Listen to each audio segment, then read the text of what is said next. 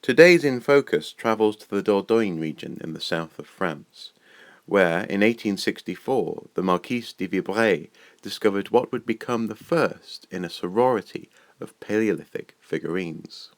It was here at the site of Laugerie-Basse that he discovered an ancient carved female form. He named this figurine the Immodest Venus, a knowing contrast to the classical female form of the more modest Venus. Since 1864, many more examples have been unearthed across the Eurasian continent.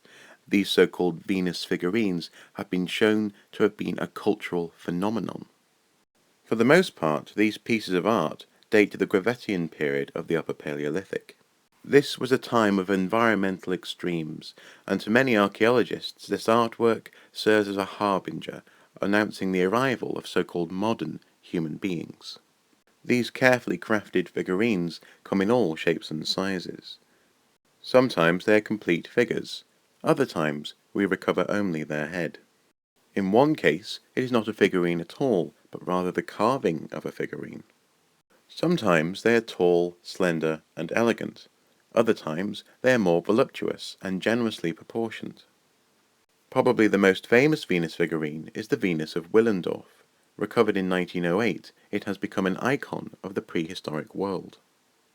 What these figurines have in common is that they graphically and unashamedly depict the female form. Despite their iconic status, they are often very small and easily transportable, and they frequently depict a woman with a cap, probably made of shells, upon their head. Such caps are found in burials from the period and are apparently of great significance.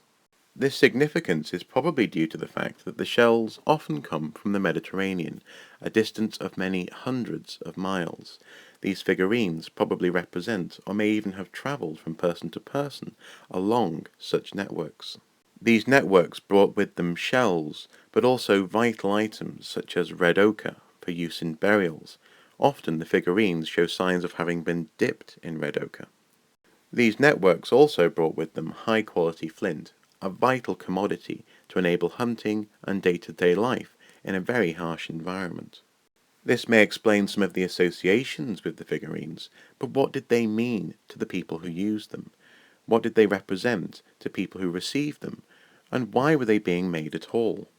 Some have suggested that these figurines represent the power of the female form to gain male attention, or perhaps nothing more than a prehistoric pin-up.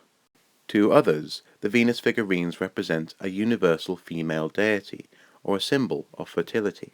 And to some they represent toys, the first ever Barbies.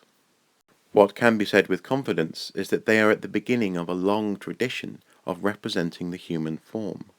And ironically today, many artists seek such simplicity in their sculpture, attempting to find succinct and elegant ways to represent the human body.